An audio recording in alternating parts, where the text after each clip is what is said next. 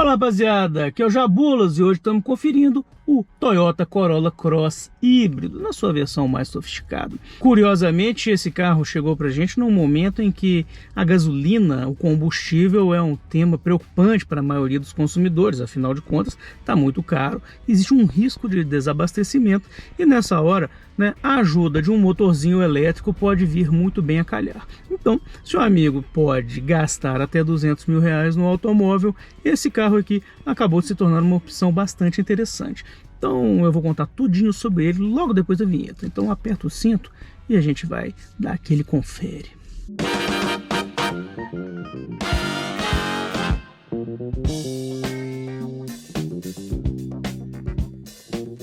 A Toyota foi responsável pela explosão do utilitário esportivo na década de 90. Pois é, o RAV4 foi um dos modelos que consolidou o segmento de SUVs compactos. Ele trazia ali uma estrutura que utilizava monobloco derivado de um carro de passeio. Ele era derivado da então geração do Corolla e o RAV4 podemos dizer que foi um dos precursores desse segmento, uma vez que até então a maioria dos utilitários esportivos usavam chassi sobre carroceria, pois eram derivados de picapes. E quase 30 anos depois, mais uma vez a Toyota usa a base do Corolla para trazer um novo SUV, agora o Corolla Cross. O Corolla Cross chegou em março para ser o representante da marca no mercado brasileiro, um SUV que concorre no segmento de médios, onde o Jeep Compass é o líder inabalável do segmento. No entanto, a Toyota não é boba nem nada, sabe que tem um lastro muito forte do seu nome,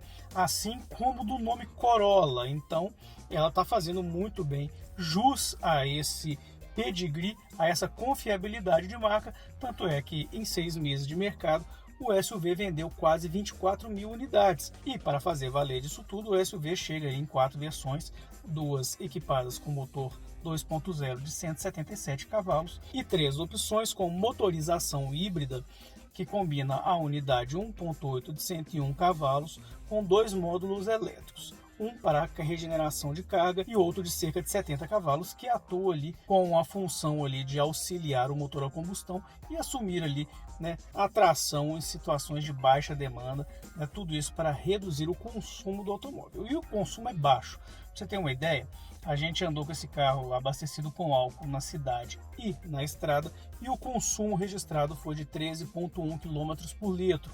O motor híbrido do Corolla Cross, ele é interessante, cara. Ele é igual ao que você tem no sedã. Ele é um motor ali que faz um balezinho, ele sempre busca qual é a melhor alternativa, ou rodar no elétrico, rodar na combustão ou na forma híbrida, que combina térmico e elétrico. Bom, isso tudo é muito legal, cara, e a gente consegue enxergar isso num gráfico na tela. Para um carro desse tamanho, desse peso, é um negócio bastante interessante. E se a gente for comparar ali com o principal rival do segmento, que é o Compass Turbo Flex, é um consumo assim assustador, pois o SUV norte-americano, apesar de muito desempenho, uma performance muito boa, ter ganhado um novo motor, não consegue uma média dessa urbana igual esse carro oferece. A transmissão desse carro é CVT, você tem uma caixa CVT aqui que ela faz um trabalho bastante interessante. Você não consegue ter uma percepção muito clara da atuação desse CVT, pois você não tem nem contagiros. Hoje o trânsito tá danado. Ainda bem, cara, que esse carro, nessa condição, ele não bebe nada. Tá aqui, ó, só na eletricidade aqui, o motorzinho elétrico aqui tá aqui me conduzindo lentamente, pelo engarrafamento. A hora que a bateria começar a descarregar, aí o motor a combustão entra em ação e boa. E rapidamente você consegue, ela recarrega boa parte dessa bateria. Engraçado que nesse período todo que a gente está andando com esse carro, ela nunca chega no máximo.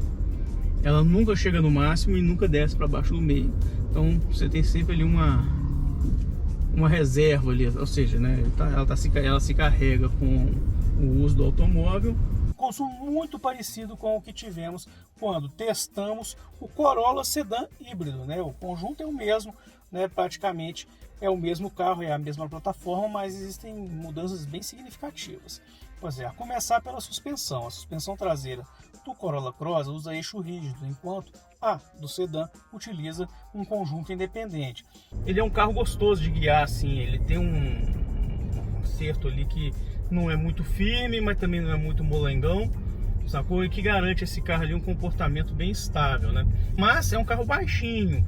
Ele, dependendo da saída de rampa, você pode raspar ali o bico ali do para-choque, assim como também um quebra-mola, se você não reduzir bem, ele vai bater o fundo, sacou?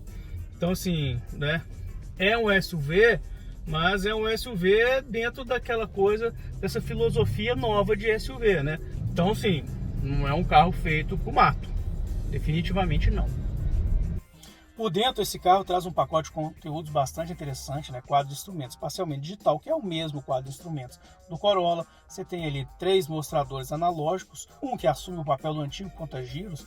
Na verdade, você tem um relógio ali em forma de meia-lua, que aponta como o conjunto está sendo conduzido. Pra você ter uma ideia, ele tem ali um modo ali, que é um modo de carga, quando você está andando ali praticamente usando só o deslocamento, a inércia. É uma posição em que as rodas estão gerando carga, né? A inércia, o deslocamento do carro gera carga para a bateria. Você tem um modo eco, em que o motor elétrico assume ali a tração. Você tem um modo híbrido, que é um modo combinado, e você tem um modo power, que é quando você entrega todo o torque do elétrico e também do motor a combustão. Outra forma de você ver esse balé, né, do sistema híbrido do Corolla Cross é pelo multimídia. Você tem um multimídia grandão, uma tela enorme ali, ele tem Apple CarPlay, Android Auto, câmera de ré, e também você tem ali um monitor gráfico em tempo real ali que mostra o desempenho ali do sistema híbrido. É bastante interessante, cara, porque por ele você meio que aprende a conduzir o carro de forma mais eficiente. Você toda hora ele te mostra, olha, você está gastando combustível, olha, você está gastando eletricidade, olha, você está regenerando a carga da bateria. Além do painel de instrumentos parcialmente digital, além desse multimídia grandão, ele ainda conta com ar-condicionado digital, ele conta com um pacote de assistências farto, com controle de cruzeiro adaptativo, um monitor de permanência em faixa, você tem alerta de colisão, você tem uma série de itens ali que te auxiliam, né, na sua condução, inclusive um monitor de ponto cego, tudo aí que torna a condução bem mais segura.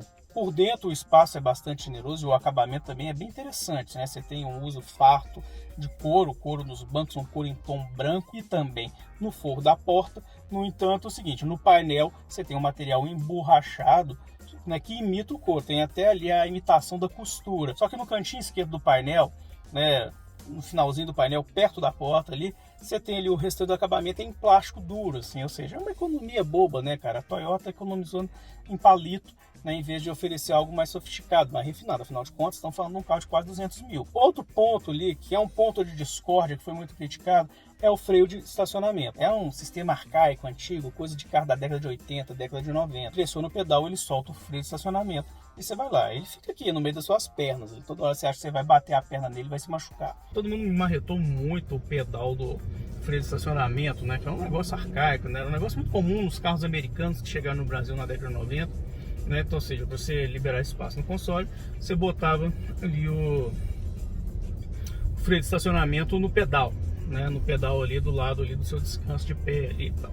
E esse carro manteve isso, né? É um negócio arcaico, cara, né, bicho? A Toyota poderia ter botado um freio de estacionamento eletrônico, afinal nós estamos falando de um carro de 200 mil reais, não ia comprometer mais o seu projeto. O espaço interno é muito agradável, que você leva 4 adultos com muito conforto. Agora, 5 adultos, você come qualquer automóvel, aperta para todo mundo que vai na segunda fileira, não tem jeito. O porta-malas tem bom volume de bagagem, é um porta-malas ali que atende bem, ele está dentro do que se espera de um SUV de porte médio. E você tem aquele rodar Toyota, né, cara, que é sempre gostosinho. É um rodar mais senhoril, né, não tem muito vigor, não é nada muito furioso, né, um acesso de suspensão bem, né, bem mediano ali, né, entre o firme e o macio, né, então assim, segura bem e ao mesmo tempo também te traz muito conforto, ou seja, é um carrinho gostoso. O isolamento acústico é muito bom também. Vocês podem conferir aí, eu estou gravando esse microfone e não está passando um excesso de ruído, né? Você vê aqui um chiadinho. Quando você está no modo apenas elétrico, como agora, estou descendo a via aqui sem necessidade de pisar, você só escuta, cara, o barulho do pneu em contato com o asfalto. O cara que tá pensando em investir numa grana de quase 200 mil, velho, ele tá meio bolado ali, não com o preço apenas da gasolina, mas também com essas instabilidades, né, cara? De repente trava aí de novo ali uma crise de desabastecimento, tá querendo preocupar se a Petrobras vai produzir combustível ou não, né? O híbrido acaba te ajudando muito, porque ele te dá muita autonomia, né? Você consegue rodar ali consumindo pouca gasolina ou etanol. Então é isso. Toyota Corolla Cross, né? Um carro que tem atributos muito interessantes, tem uma mecânica legal, é um carro ali que já foi atestado na sua versão sedã, agora nessa configuração SUV chega aí para ampliar ali, né, o leque de opções híbridas no mercado brasileiro. Pena que é tão caro, tão proibitivo. Então é isso aí, espero que tenham gostado e cola com jabulas. Valeu!